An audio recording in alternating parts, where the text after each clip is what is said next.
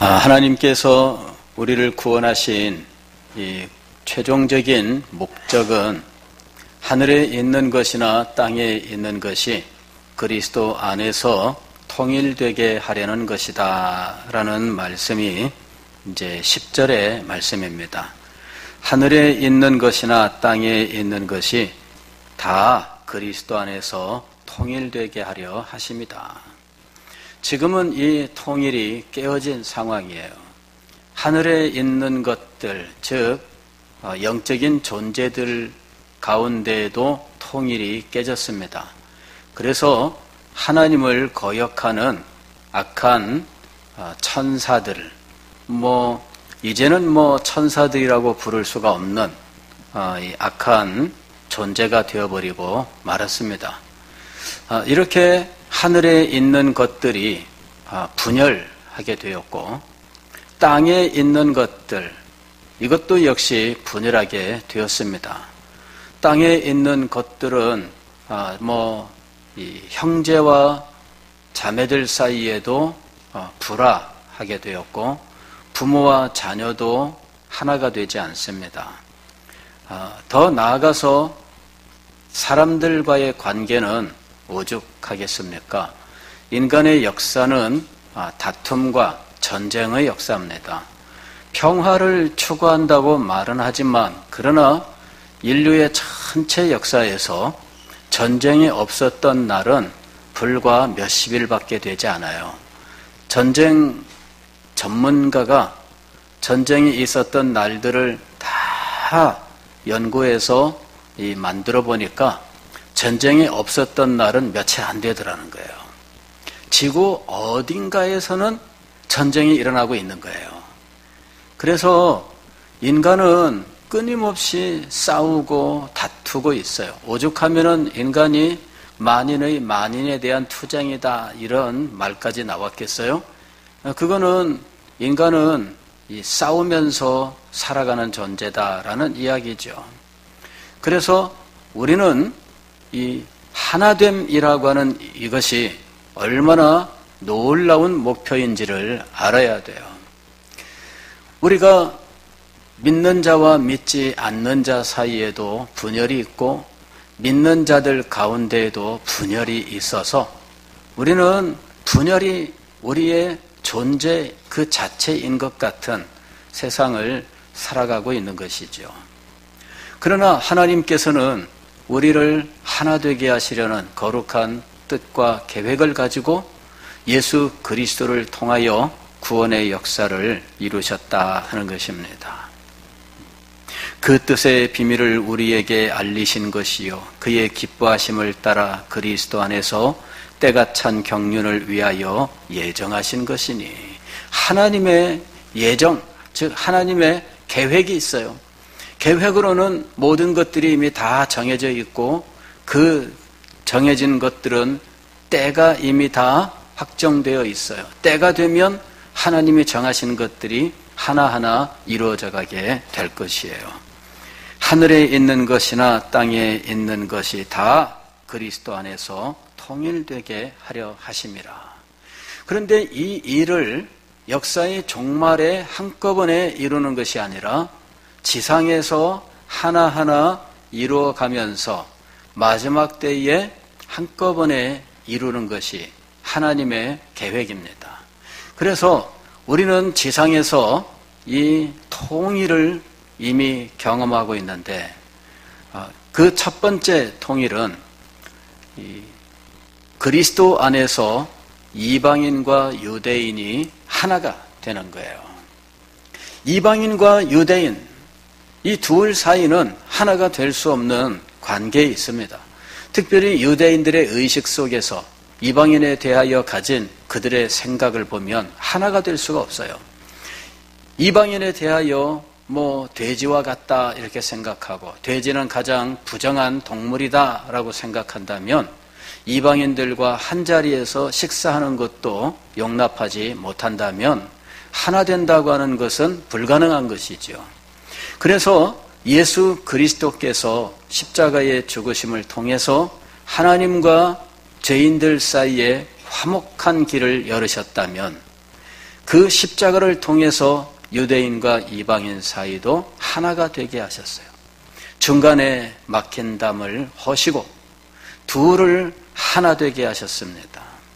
그리고 지금은 이 하나 되었던 이 교회가 초대교회 때 예루살렘 교회가 멸망하면서 유대인들 성도들이 교회 전체적으로는 지극히 작은 소수가 되면서 유대인 성도들이 교회 안에서 사라지게 됩니다. 그리고 이 유대인 성도들은 그야말로 찾아보기 힘든 상황이 되었고 지금은 이방인 교회만 남아있는 상황이에요.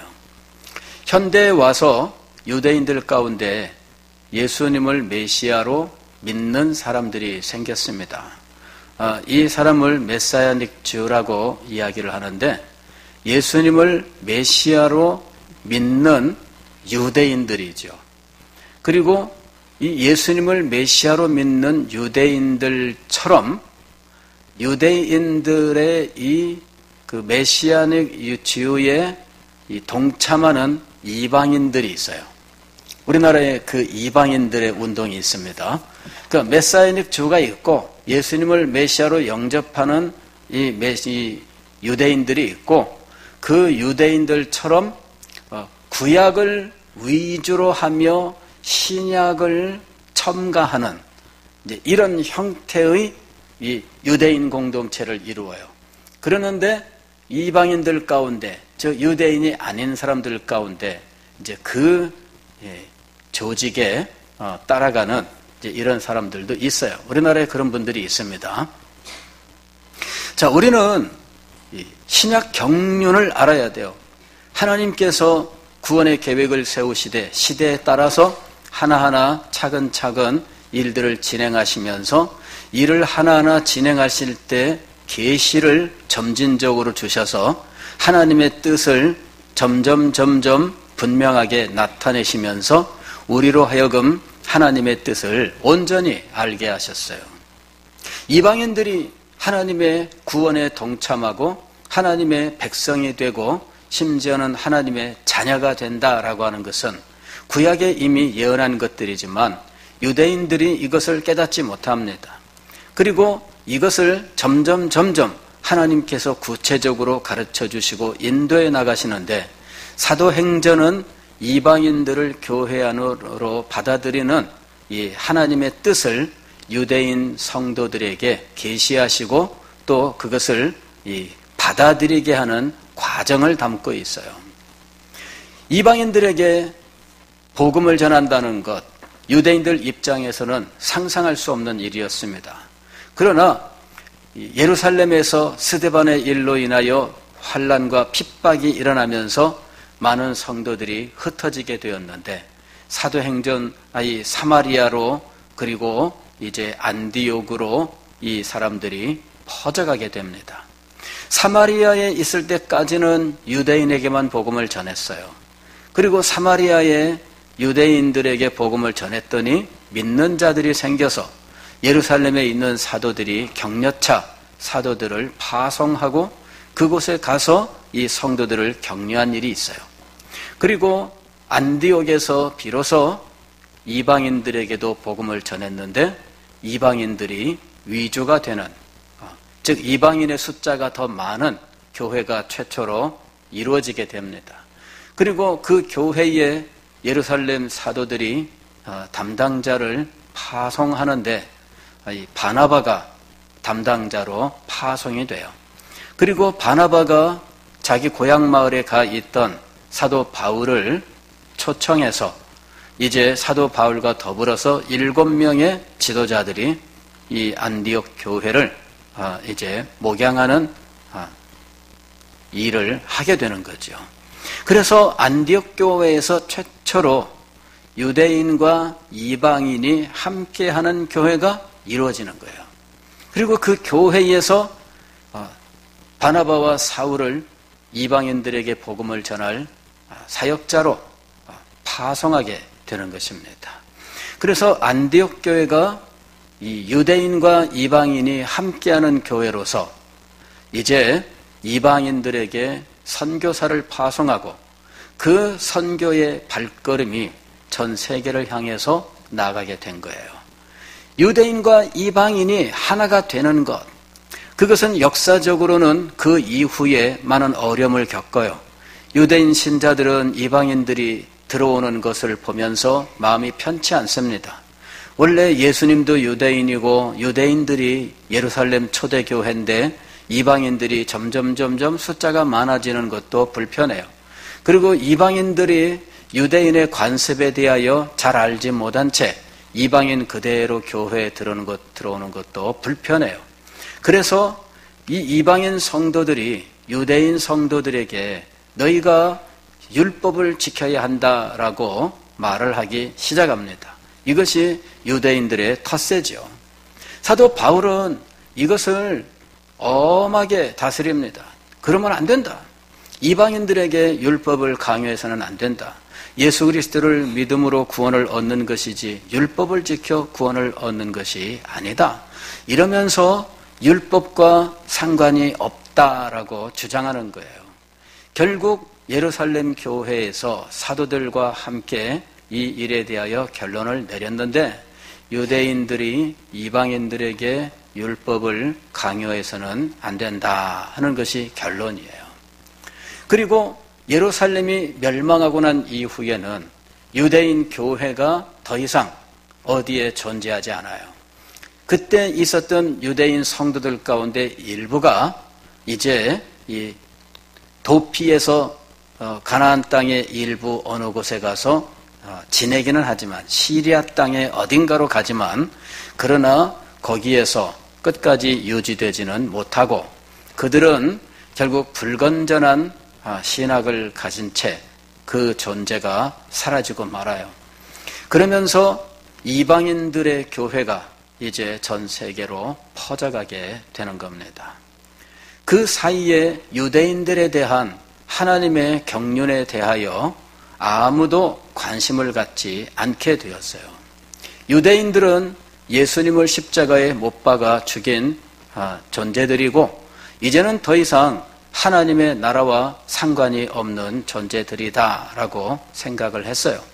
심지어 중세부터는 유대인들은 예수님을 십자가에 못 박아 죽인 잔악한 존재들이다 해서 유대인들에 대한 박해가 이루어지게 되었고 유대인들만의 어떤 이 거리를 만들고 그곳에 유대인들을 유폐시키는 이런 일도 있었어요.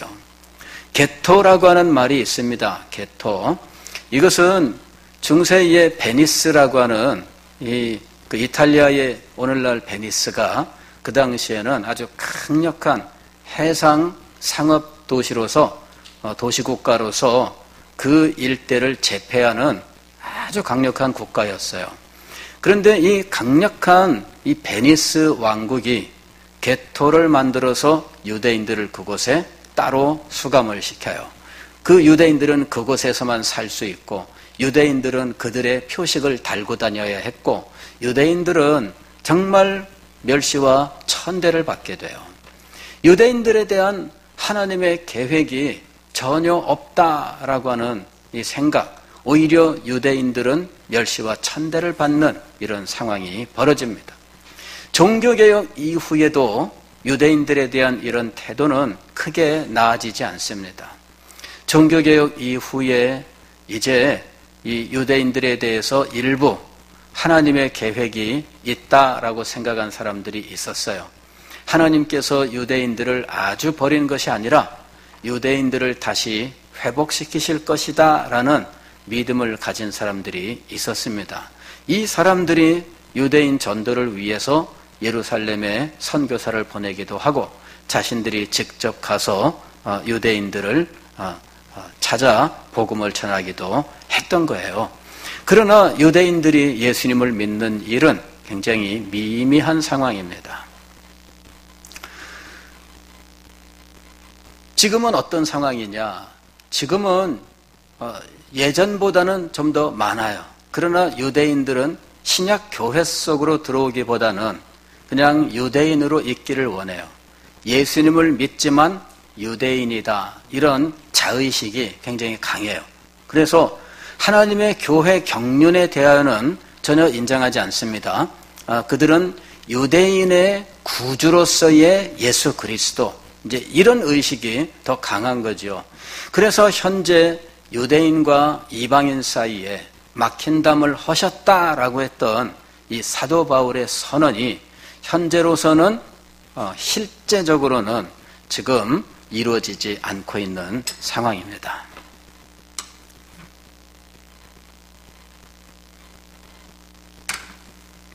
앞으로는 어떻게 될 것이냐? 신학적으로 유대인들에 대한 새로운 하나님의 경륜을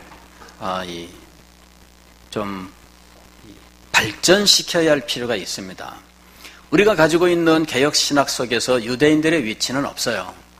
왜냐하면 유대인들은 이미 하나님의 언약과 상관이 없는 존재가 되었고, 이 로마서 9장 이하에 나오는 이 유대인들에 대한 말씀, 아브라함의 후손이란 말은 혈통을 따른 유대인을 가리키는 것이 아니라 이 믿음을 따른 믿음의 후손인 그리스도인을 가리킨다고 해석을 하고 있기 때문에 더 이상 유대인들에 대한 하나님의 계획은 없는 상황입니다. 그냥 유대인은 이 세상에 더 이상 하나님과 상관이 없다라고 하는 것이 우리가 가지고 있는 신학의 지금 기반이에요. 그러나 성경을 보면서 이 유대인들에 대한 하나님의 경륜이 끝났느냐? 끝나지 않았다라고 주장하는 사람들이 있어요. 그 사람들이 지금은 세대주의자들입니다. 유대인들에 대한 하나님의 구원의 경륜은 끝난 것이 아니라 앞으로 장차 임할 것인데, 그 유대인들에 대한 하나님의 경륜이 잠시 중단된 사이에 신약 시대가 존재하고 있다라고 말하는 것이죠. 그래서 본래 하나님의 백성은 누구냐? 유대인인 거예요. 우리는 본래 하나님의 백성이 아니에요. 그래서 이 이방인들은 하나님의 나라에서 원래 분깃을 가진 존재가 아니라는 것이죠. 장차 유대인들이 하나님의 나라의 본 백성이 될 것이다 라고 이제 주장하는 사람들이 있어요. 이게 이제 세대주의입니다. 그러나 우리는 세대주의의 그런 주장도 우리가 받아들일 수 없습니다. 우리가 믿는 것은 무엇이냐면은 그리스도 안에서 유대인이나 이방인이나 다 같이 하나가 되는 거예요. 누가 위주가 되고 누가 그 밑에 오는 것이 아니라, 즉 우리가 현재 가진 개혁신학에서 유대인들의 위치는 찾아보기 어렵습니다. 그건 뭐냐면은 이방인들이 위주가 되고 유대인들은 이제 끝장이다, 이렇게 없어요. 위치가 거의 없어요. 자, 이것도 역시 치우친 겁니다. 그리고 앞으로 유대인들이 하나님 나라의 본 백성이 될 것이고, 그리고 우리는 곁다리로 그저 곁불 쬐는 존재다라고 하는 이런 것들도 역시 성경적으로 우리가 받을 수가 없습니다. 오늘 이 성경의 가르침을 따르면 유대인이나 이방인이나 그리스도 안에서 동등해요. 이방인이나 유대인이나 그리스도 안에서 모두 하나예요. 자, 이 사실은 우리들이 유대인에 대한 선교 사명을 가지고 있다는 것을 보여주는 거예요. 유대인에 대한 선교 사명을 이방인에 대한 선교 사명과 동일하게 우리가 지금 가지고 있다라고 하는 것이죠. 그래서 우리들은 유대인들이 하나님 앞에 돌아오는 일을 위해서도 기도해야 됩니다. 로마서 9장 이하에 보면 유대인들에게 대한 남은 경륜에 대해서 사도 바울이 이야기합니다. 거기서 심지어 뭐라고 이야기하느냐 하면은 자기 동족을 위하여 자기가 저주를 받아 끊어질지라도 오히려 바라는 바다라고 이야기를 해요. 이게 저주를 받아, 이것이 사도 바울의 솔직한 심정이었어요. 내가 저주를 받아 하나님의 은혜에서 끊어질지라도 유대인, 즉 자기의 동족이 하나님과의 관계를 회복하고 하나님의 백성으로 돌아온다면 내가 기꺼이 나를 바치겠다라고 하는 것이죠. 그러면서 이 유대인들에 대하여 이방인들이 멸시하면 안 된다, 이렇게 이야기를 합니다. 왜냐하면은 유대인들이 원 감람나무이기 때문이에요. 멸시하면 안 된다. 이 유대인들이 언젠가 하나님께로 돌아올 날이 있다라고 이야기를 해요. 유대인들이 하나님께로 돌아올 날이 있다라고 하는 이 부분을 개혁주의 신학자들은 인정하지 않습니다. 그래서 하나님께로 돌아오는 유대인이 아닌 믿음의 사람들이, 이방인들이 믿음의 아브라함의 후손으로서 하나님께로 돌아온다라고 이방인이 돌아오는 것으로 해석을 해요. 그러나 그렇게 하면은 이 하늘에 있는 것이나 땅에 있는 것이 통일되게 하려 하심이라 하는 이 하나님의 경륜을 우리가 가볍게 본 겁니다. 하나님의 경륜을 생각을 해야 돼요. 유대인들이 하나님께로 돌아오는 것, 그것이 얼마나 큰 축복이냐 이렇게 사도 바울이 이야기합니다. 유대인들이 하나님께 내침을 받고 그로 인하여 이방인 된 너희가 하나님의 은혜를 입었다면, 유대인들이 하나님께로 돌아올 때 너희는 하나님 나라 밖으로 버림을 받는 것이 아니라 더 큰 은혜를 받는다, 이렇게 이야기를 하는 거예요. 유대인이 버림을 받아 이방인이 하나님의 백성이 되는 놀라운 은혜를 입게 되었다면, 유대인이 하나님께로 돌아올 때는 얼마나 더 큰 축복이 임하겠느냐라는 것이죠. 가령 이런 거예요. 집을 나갔던 탕자가 아버지께로 돌아왔어요. 그럴 때 아버지는 무슨 일을 행하실까요? 잔치를 벌이는 거예요. 그 잔치를 함께 모두 참여해서 잔치의 기쁨과 즐거움과 그 풍성함을 함께 누리게 되는 거죠. 자, 이것이 죄인이 하나님 앞에 돌아오는 이 복음으로 우리는 설명하고 있지만, 사실은 그와 같은 일이 이 유대인들에게도 일어나는 거예요. 하나님께 버림을 받고 예수 그리스도를 거역했던 유대인들이 하나님께로 돌아온다면, 그 돌아옴으로 인하여 하나님께서 베푸시는 그 잔치 속에서 우리들이 받게 될 기쁨과 그 풍요로움은 얼마나 크겠느냐 하는 것이죠.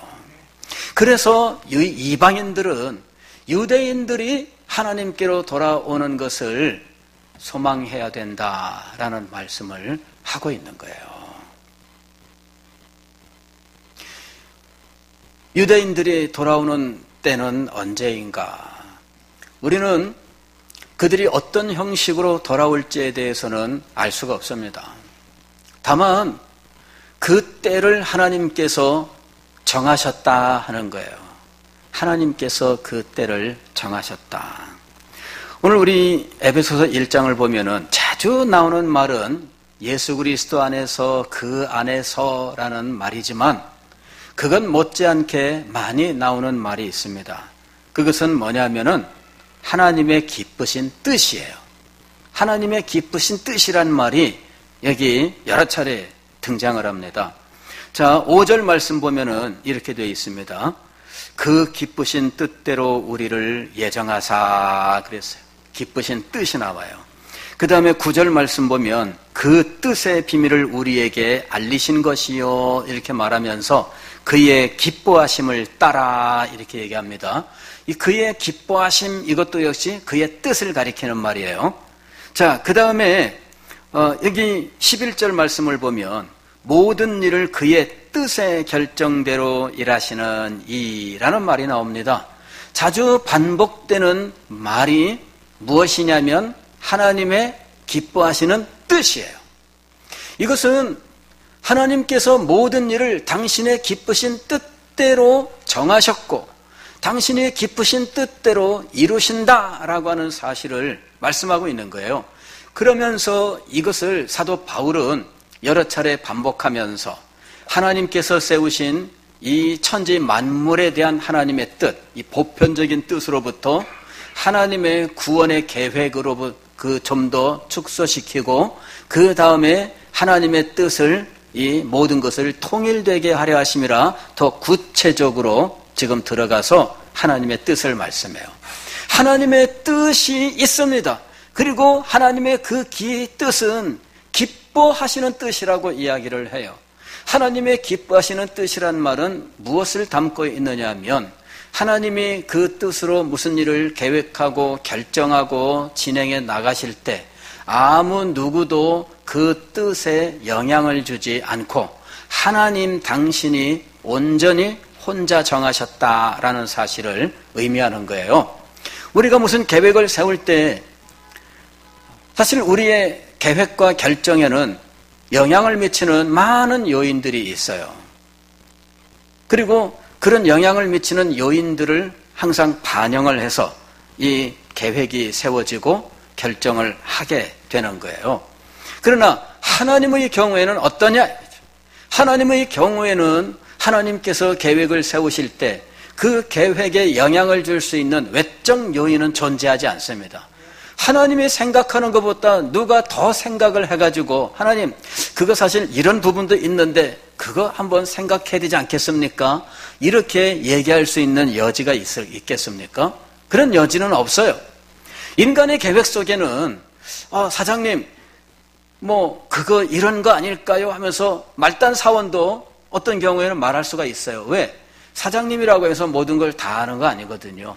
그래서 어떤 누구에게든지 개방을 해서 자, 좋은 안건이 있으면 얘기해라.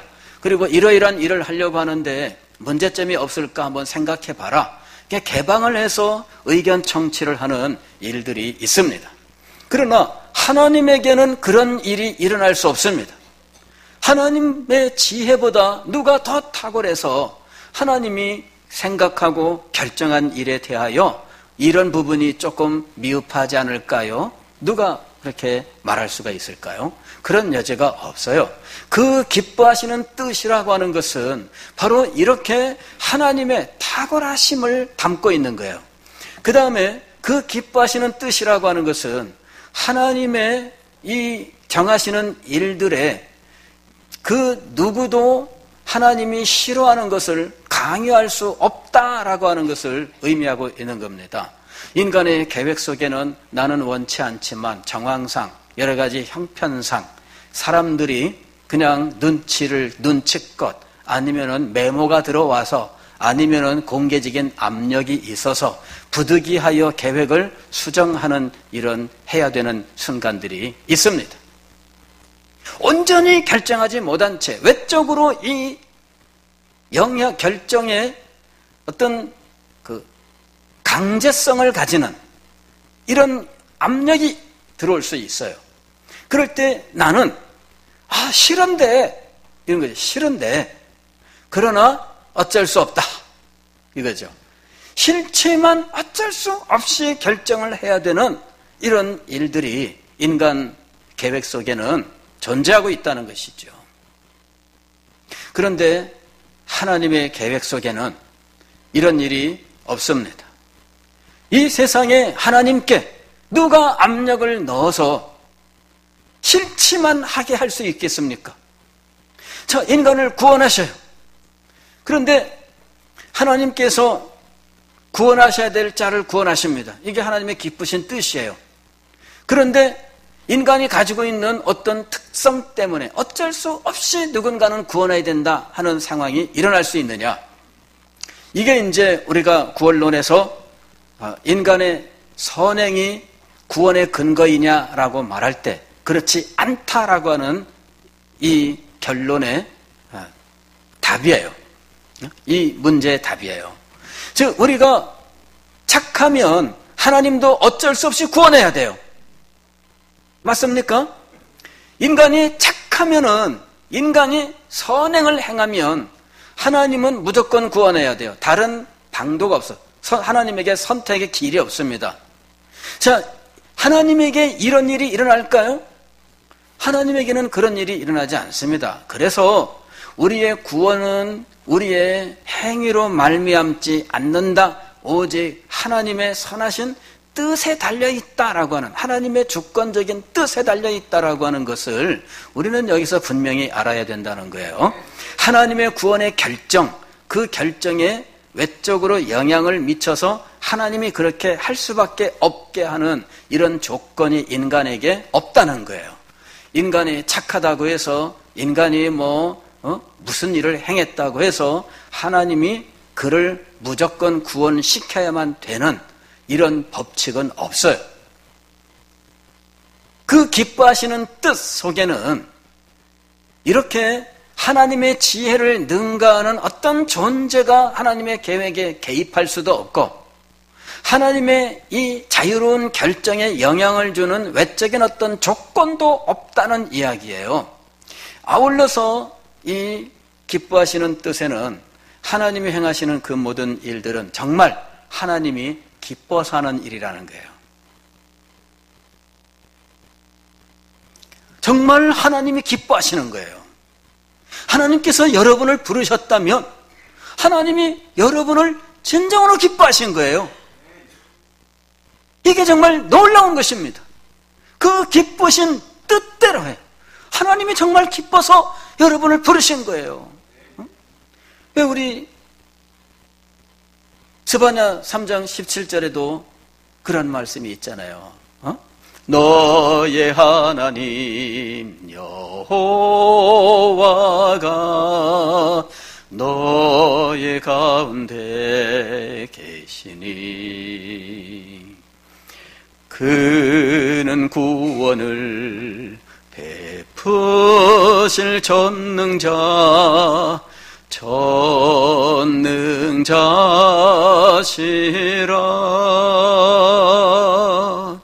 그가 너로 인하여 기쁨을 이기지 못하시며 너를 잠잠히 사랑하시며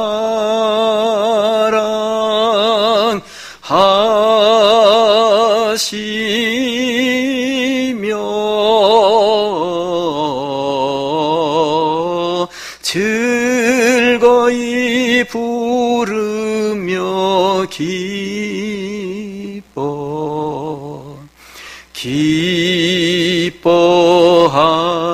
기뻐하시리라.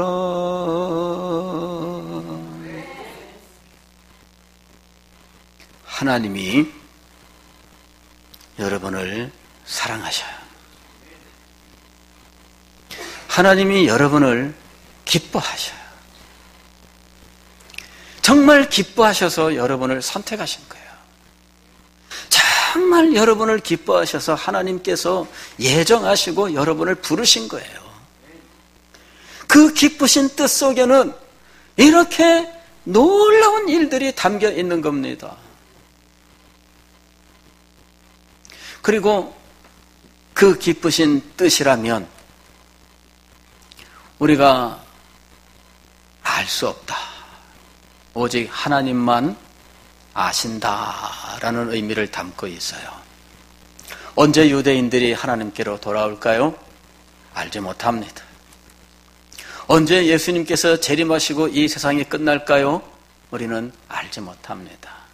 분명한 것은 하나님께서 기뻐하시는 때에 그 일을 행하실 것입니다. 그러므로 우리는 하나님께서 기쁨으로 행하시고자 하시는 그 일에 대하여 기쁨으로 기다릴 뿐이에요. 다만 우리는 이것을 기억해야 돼요. 지상에서 하나님은 유대인들이 하나님께로 돌아와 이방인과 하나가 되는 말세를 예정하고 계신다 하는 것이에요. 그리고 그 날은 우리에게 유대인이 돌아와서 하나님이 잔치를 베푸시는 이 축제의 날이 될 것이다 라고 하는 거예요. 우리들에게도 얼마나 놀라운 은혜가 임하는지, 과거에 역사적으로 이 날을 이 말세, 즉 천년 왕국으로 바라보았던 사람들이 있습니다. 청교도들이 바로 이 때를 천년 왕국으로 바라보았어요.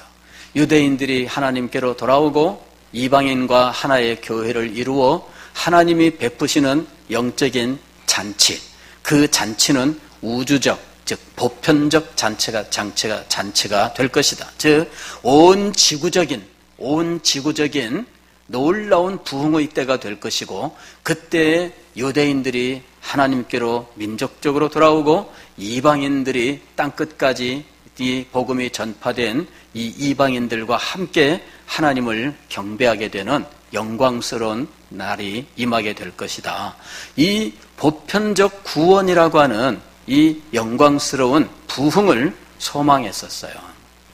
오늘 우리들이 지상에서 이루어질 수 있는 아직도 남아있는 예언, 그 성취, 그리고 이 통일이 어떤 사건인지에 대하여 이런 전망을 갖는 것이 중요합니다.